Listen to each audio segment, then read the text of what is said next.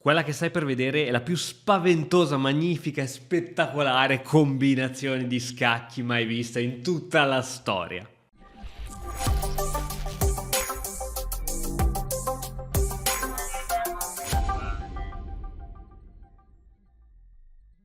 Benvenuti amici di Matto Scacco, questo video ha dell'incredibile, questo schema, questa soluzione, questo puzzle, questo problema, chiamatelo come volete, ha dell'incredibile.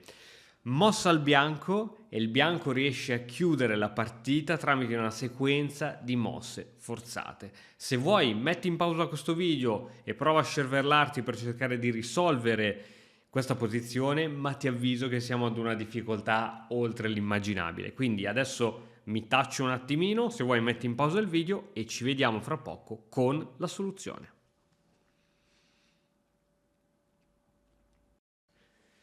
Ok, sei riuscito a capire un pochettino qualcosa? È difficile trovare mosse forzanti in questa situazione. Mosse forzanti noi intendiamo essenzialmente, non so, magari una cattura di regina dove lui ti deve ricatturare, uno scacco dove è obbligato a togliere il re, o qualcosa del genere, ma in questa posizione sembra veramente complesso. In più analizziamo, ci sono due torri che attaccano qui questo cavallo.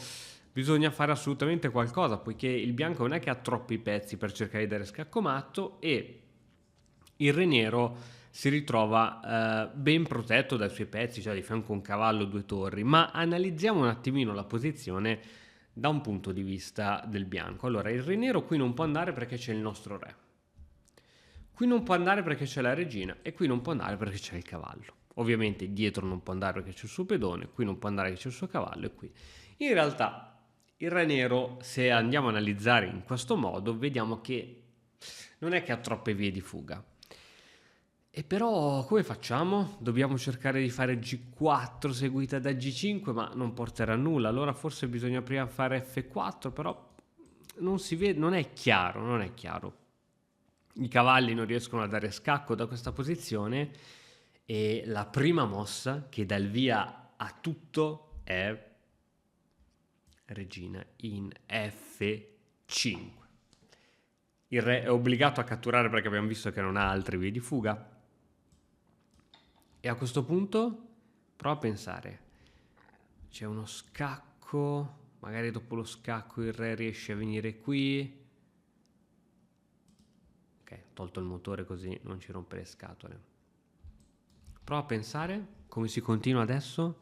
C'è forse subito lo scacco di cavallo con doppio sulla torre, il re deve tornare qui e poi come si continua?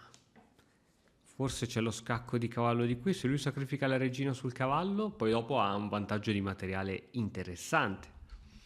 E allora amico mio, ti dico che la prossima mossa è cavallo in E7, attacco triplo. Ma questo attacco triplo però può essere facilmente bloccato.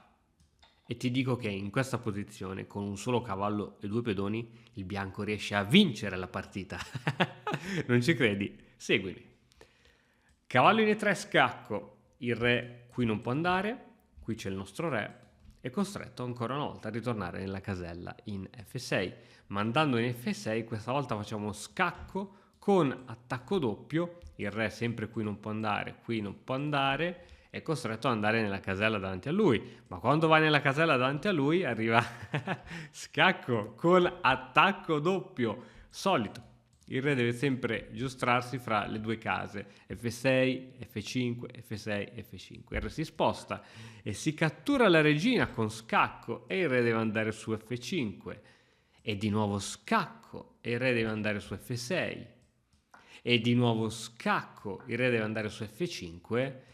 E ora che il cavallo controlla questa casa, il re non può andare qui perché c'è il nostro re, non può andare davanti a lui perché c'è il pedone, arriva G4 e il re non può andare neanche in F4 poiché questa casella questa volta è controllata fantasticamente anche dal cavallo. E signori e signori, questo è scacco matto. Rivediamola tutta dall'inizio perché è follia, questa è la magia degli scacchi. Quindi abbiamo sacrificato una regina, così. Abbiamo sacrificato un cavallo, così.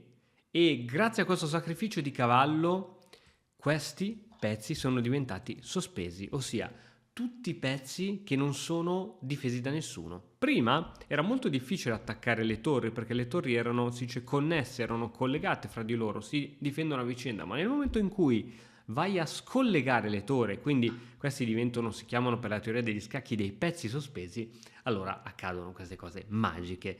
Scacco di cavallo, il resto è spostato, via una torre, attacco doppio, scacco, via l'altra torre, attacco doppio, scacco, via la regina.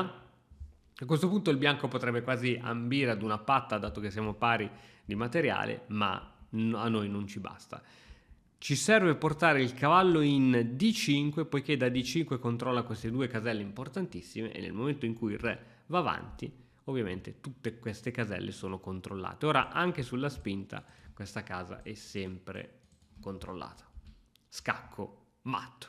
Bene ragazzi, questo video veloce era per cercare di vedere quanto veramente gli scacchi possono essere magici. Una combinazione del genere è qualcosa di assurdo mai visto prima. Fatemi sapere se vi è piaciuta e se vi è piaciuta ve ne posso portare altre. Vi mando un caro saluto e a presto!